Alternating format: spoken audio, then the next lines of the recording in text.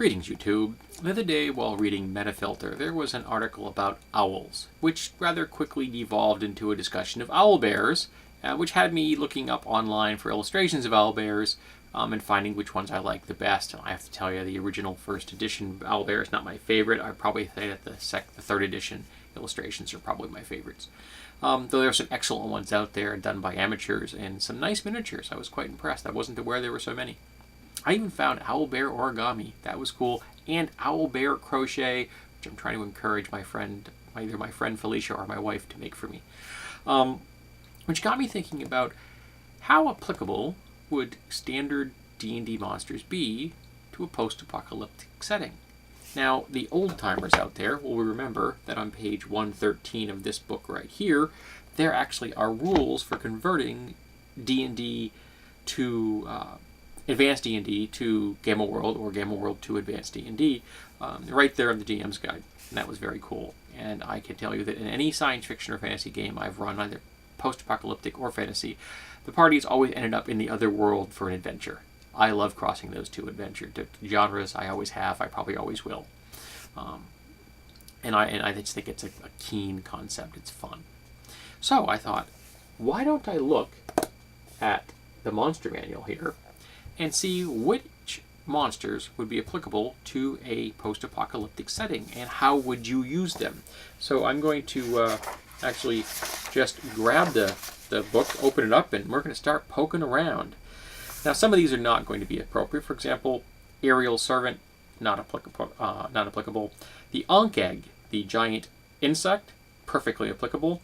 Giant ants, of course. Gorillas, perfectly applicable. And carnivorous ape, again, a mutant version thereof, fits right in. The axe beak, which is perfect. I can't imagine any post-apocalyptic setting without large carnivorous land birds. They're just cool. Then you've got some standard animals, of course, like the baboon and the badger. They're very applicable. Then you have like the giant mammals like this, the Baluchitherium. That would work, particularly if you're thinking of them as genetically engineered before the war to fill up some kind of Jurassic Park-like setting.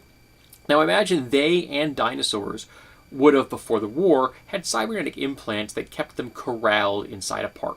If they started getting near the border of the park, they would start feeling pain and it would drive them back inside the park. However, their offspring after the war wouldn't have those inhibiting switches and they would get out. So now the world could have these large things, and they would probably be pretty good at surviving in a post-apocalyptic setting. And they could be quite useful to the survivors as well. So it could be an interesting world where you have dinosaurs and giant land mammals roaming around that would be both non-mutant, mutant, and mutant, which could be quite interesting.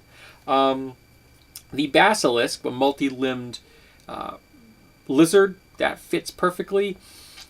You're probably not going to do stone. That probably doesn't fit into a post-apocalyptic setting, but you could have a paralytic ray power from its eyes. Perfectly applicable. That would work quite well. Of course, again, more normal animals like bears and beavers. Beetles, giant insects of all varieties are going to fit perfectly.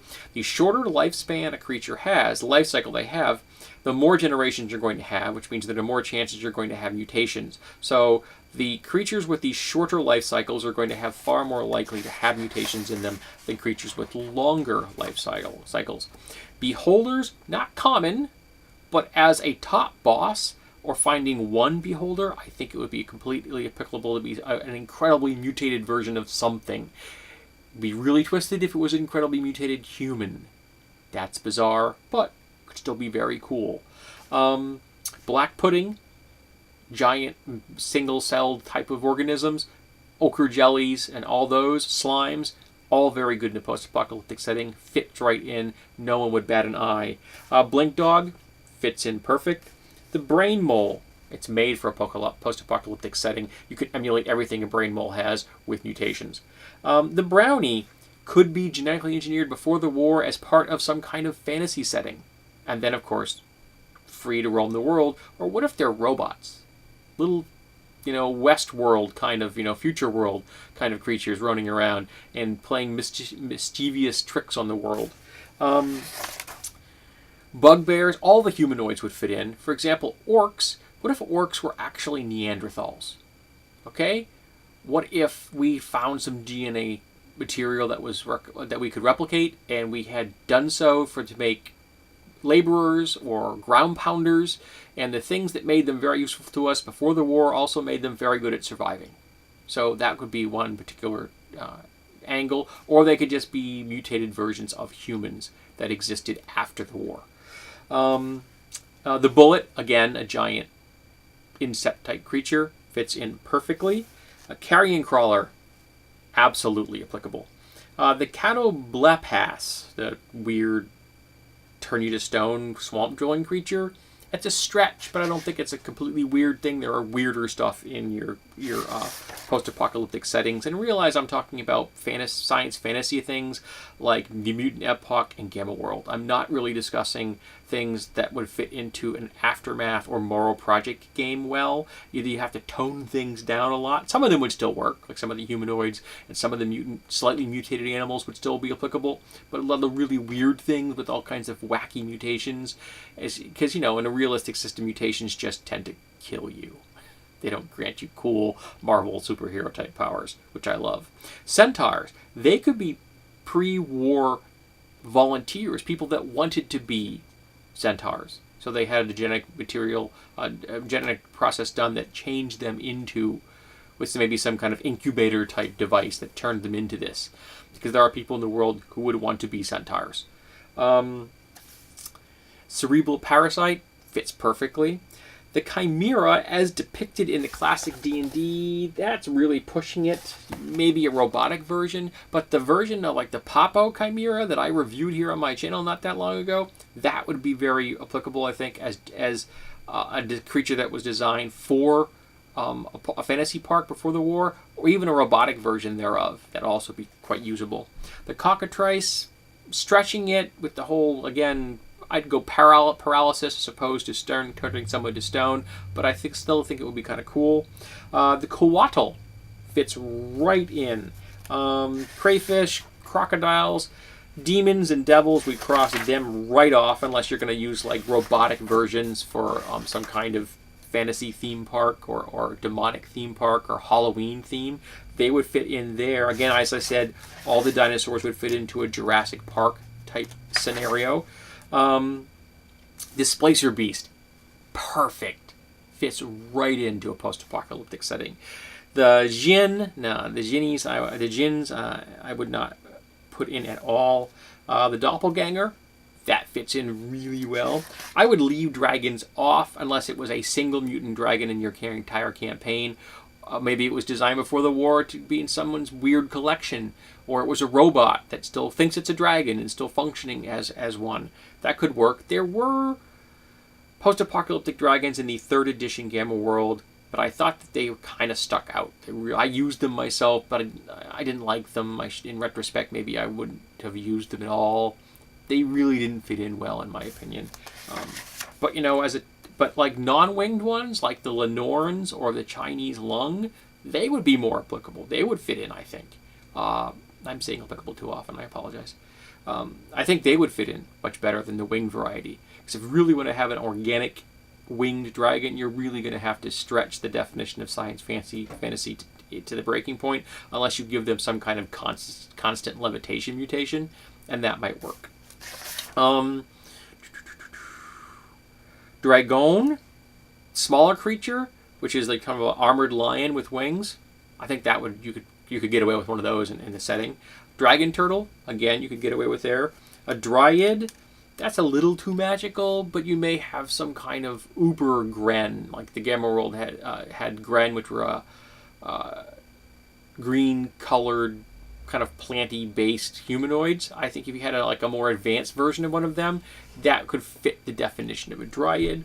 The dwarves. Now, dwarves I think would fit in nicely. Could be pre-war genetically engineered as heavy worlders, or as laborers or soldiers, or maybe even people who volunteered to be it because they're lifelong LARPers, that kind of thing. So I think dwarves would fit in, or they could be a mutation after the war that just is a new strain of humanity. Afridi, they're not going to fit in, nor will any of the elementals. The elves are definitely pre-war genetically engineered creatures. Absolutely. If you offered people right now in the world the chance to become an elf, you know how many people would line up for that? You would be a billionaire. So yeah, that's going to be a perfect thing to find in a post-apocalyptic setting, in my opinion. Ettins, two-headed humanoids. We already have two-headed creatures in Game World, so it is the bigger version thereof that's a little less intelligent than was it the Orlan? I think it was called the Orlan. Eye of the Deep, again, freaky, but I think could fit in. The Floating Eye, another thing that would, I think, fit into a post-apocalyptic setting. Again, like I said, science fantasy. The Flightless Bird, of course, all the different kinds of mutant frogs. Again, short life cycle, more chances for mutations in each generation. Violet fungi, very very appropriate. Gamma World 4th edition had mutant plants in it, and it was one of the reasons it's such a great edition of Gamma World. That's the 1992 version.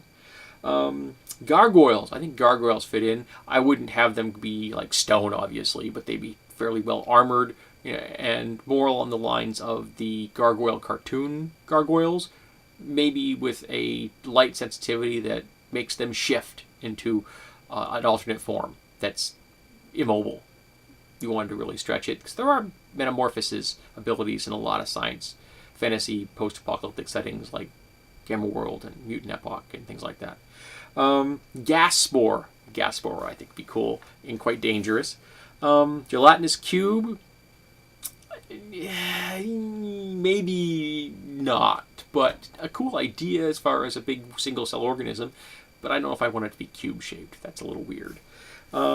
The undead, I'd leave most of the undead, particularly all the non-corporeal undead, but some of the corporeal dead, like the gas and ghouls, I think they could be new strains of some kind of person, humans, mutations. The giants, I realize, are pushing the definition of what's allowable, because the whole square inverse law, but we have big humanoids in post-apocalyptic games already, so I think that lots of them would still be functional, especially if like the ogres and the hill giants, I think they're appropriate. And ogre magi would still be appropriate, because they're just ogres that are a large humanoid that has a number of different mutations. And if Mandarins decides to join us, the gnolls would again be some kind of version of humanoids. Gnomes, they're appropriate, a small humanoid. And say give them the Gamma World mutation Mechanical Genius, and you can make the gear, steampunk style gnome that would be very appropriate. Goblin, again, a small humanoid that would fit in. Golems do not fit in the least, unless you're going to have like a robot stone or iron golem, some variety from a park. The Gorgon, as long as you're not using the stone turn to stone thing, I think you could still make them an option. Again, gray ooze, green slime. The Hippogriff, I think the Hippogriff would work. You may want to have some kind of levitation mutation, because that's a big animal, be flying around like that. Halfling, that works. The Harpy, that's kind of a cool one. Could be pre-war genetically engineered for a park, or a robot system, robotic version for a park. Let's face it, you could have an entire park of D&D monsters. What gamer wouldn't want to go to a park full of D&D monsters? And after the war, they get loose. Hellhounds, you could have those. There are flame mutations, and the other abilities of a hellhound are pretty much just versions of mutations that would fit a dog without a problem. The hippocampus, the seahorse, I think that would work, as would a hippogriff. The homunculus, yeah, you could have, it's a non-magical version, but I think you could have small winged humanoids that had some kind of mutational powers that fit that definition. The Hydra, I think Hydra do fit in, especially if it's not flying. It's a large lizard with multiple heads. Obviously high regeneration, but it's not going to be popping heads in the same way a magical beast does. The Imps, again, I think they would be also applicable, just like the homunculus, and I said applicable again. Intellect Devourer, I think they would fit in. Invisible Stalker, they could be interesting and dangerous, because you're not expecting a creature that is truly invisible. The Ixtazactyl, whatever it is, I think they would be good underwater encounter. The Jackalware would be good. The Kyrin and Unicorn could be pre-war genetically engineered. Some kid, uber rich, mega rich family's kid wanted a unicorn and they get their wish. And after the war, it mutates further to become more along the lines of what these creatures have for abilities in the game. I think that would work. Kobold, small lizard-like humanoid, that fits right in. Lamia, or Lamia, depends on how you want to say it. I think they would fit in. Lamasu, that would be interesting. And kind of, there's the Zorn. Oh, shit, not Zorn. There's a flying creature that's like lion-like with mandibles in Game World already. I can't remember what it's called. But a Lamasu would definitely be another version thereof. The demonic larva, not so much, but again, giant larva and leech and snails and things like that, they would all fit. Leprechauns, they could be a magical version. I mean, a non-magical version that could be like genetically engineered little humanoid with some mutations, or a robot system that's just mischievous. The Lucrata, I think that's good.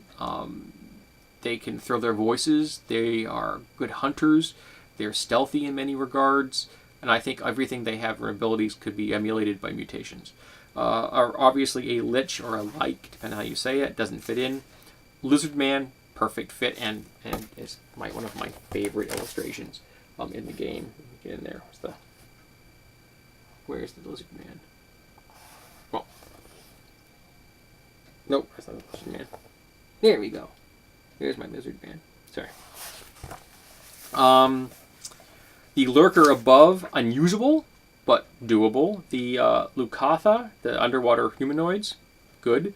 The Lycanthropes, there are, again, shapeshifters in the game, and humanoid animals are fit right into a post-apocalyptic setting. And both Mutant Epoch and 4th edition Gamma World had great rules for creating them. Manticore, definitely going to be a weird mutation, but I think that it would fit into Gamma World at least. The Masher. I don't remember the Masher. What the heck is the Masher?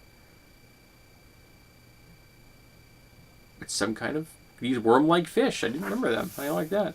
The Medusa. I'm not so much into the whole turn to stone thing, but a paralysis version that could work. Men, yes, men would work very well. Mermen, they're good. Mimic, a morphing amorphous creature. That's good. The Mind Flayer. I mean, they're supposed to be extra-dimensional things that plague D&D. Why can't they be extra-dimensional things that plague a post-apocalyptic setting? Every power they've got can be emulated by mutations. And they could be a really nice capstone bad guy. You imagine finding out that you're dealing with with Mind Flayers, the Illithids? That could freak out people who remember them from D&D. Minotaur, again, humanoid animals are good. Molds, they're good. The Morkoth, which is these weird, freaky things here. Weird, but not all that impossible in a freaky game. Mummies, they're right out. Nagas, they fit in. The Neo-Otyug and the Otyug, weird mutations, but well within the realm of the possible. Night Hag, they really don't fit in. Nightmare, I think you could do a Nightmare. Breath weapon of some variety, some armor, carnivorous horse, I think that fits in. The Nixie, I think that fits in. The Nymph, I think, again, if you could do the Dryad, I think you could do the Nymph as well. Ochre Jelly, of course. Ogre, I already mentioned them, as I did the Orc and the Otyug. And again, the Owlbear. Now, the Owlbear could be genetically engineered before the war to fit into a park, or just because gaming geeks really wanted a pet owlbear that, of course, had an inhibitor, but subsequent generations of them wouldn't. And they could be very dangerous. Pegasus, it's a big animal. You might want to have some kind of levitation mutation to give them the ability to fly. The Paraton, I think that fits in. Piercer, I think Piercers are too weird. I don't think you can really pull that one off. Pixies, they have the Lils, so there you go. We already have one. Pseudo-dragons, I think they fit right in. Small dragon-like creature. The Quasits, they're a little weirder than the other imps or homunculus, but I think you might be able to justify them on a limited scale or as just a single off, one-off mutation. They could be even a very subtle bad guy to be facing. The Rakshasa, as humanoid, animals, yes, but some of their abilities could be emulated by mutations, but not all of them. You're going to have to tone them down or change them significantly, I think. Rats, of course, lots of mutant rats, because again, short life cycles, lots of chances for mutations. The Ramoras, that's a good one. Rock, really big birds, maybe not. It depends on how far you're willing to go in the spectrum of fantasy for your science fantasy version. Ropers, really weird but possible. Less rock-like and more just armored, tentacled things. Remember, they don't necessarily have fully functional tentacles, but they have more like web-like tentacles. They shoot out at creatures to draw them in. So when they get stabbed, they can just shoot another one out. So don't think of them so much as having permanent tentacles that get cut and regrow quickly. Think of them more like spitting out webby-type strands. That makes the webs, their tentacles being broken and then being reused very shortly thereafter, seem more likely. Rot grub, yes. Rust monster, weird, but there's a bunny that turns metal to rubber in Gamma World, so I think the rust monster is a possibility.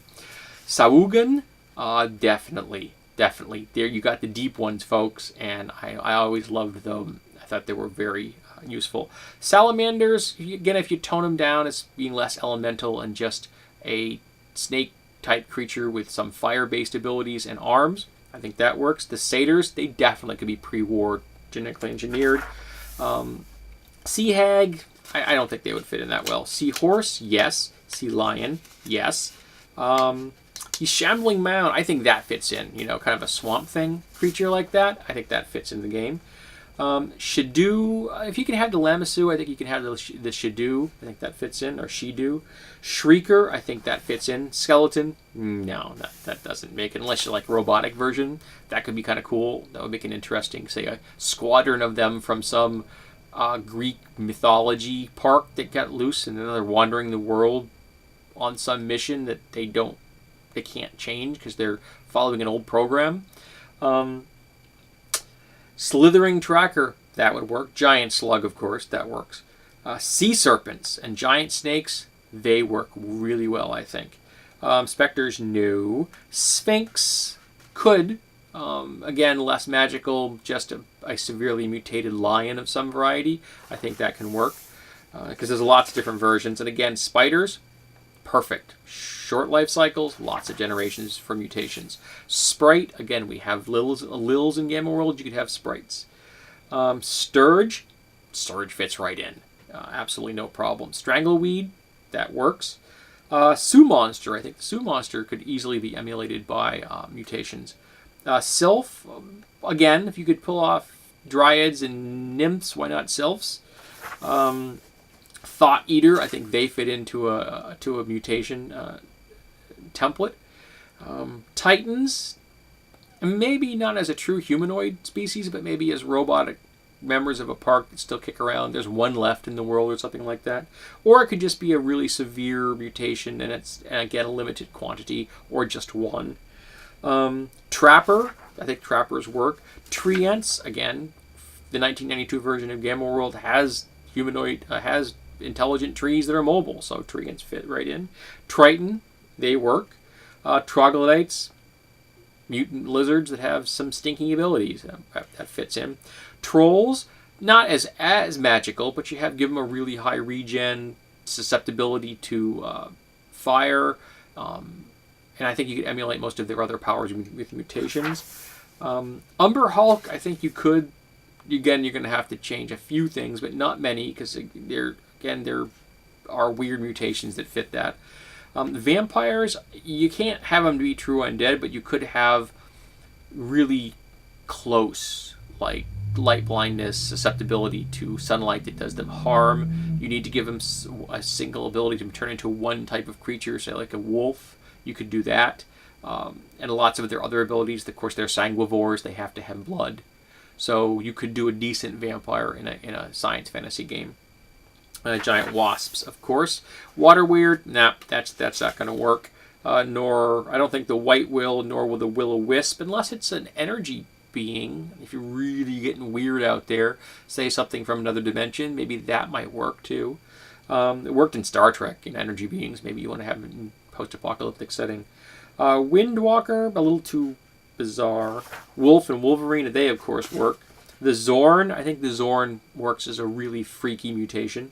Wyvern, again, a large creature, you're going to want to have some kind of levitation ability to get that bulk up in the air. Or maybe they're really light and fragile in some regards, but they sting and harm, do lots of damage. So they're a glass dagger. If they hit first, you're doomed. If they don't hit first, they're doomed. Yeti, that fits right in. And zombies, I wouldn't do like a true zombie because again, I don't like undead in my game like that.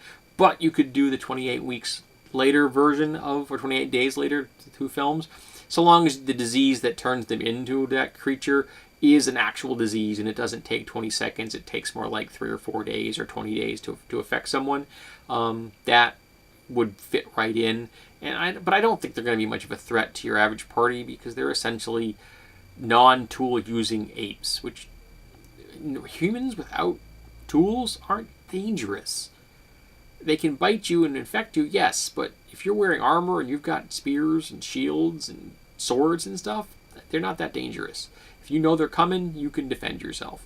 So these are just some thoughts. Now, while this is obviously a perfect transition for people playing old school, like the Mutant Future game, which is a version of first edition Gamer World, there is a Pathfinder version of a post-apocalyptic setting coming out called the Warlords of the Apocalypse, which is actually going to see the light of day, even though the print versions may only go to the people who already bought one.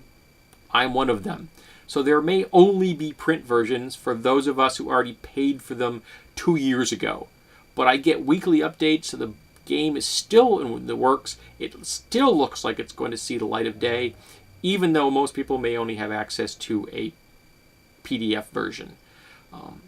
Maybe they'll do a Lulu print on demand, I'm not sure.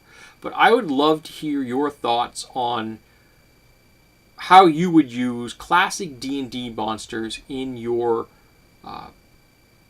post-apocalyptic game, whether it be Gamma World or the Mutant Epoch or your favorite version therein. And this video has gone on really long.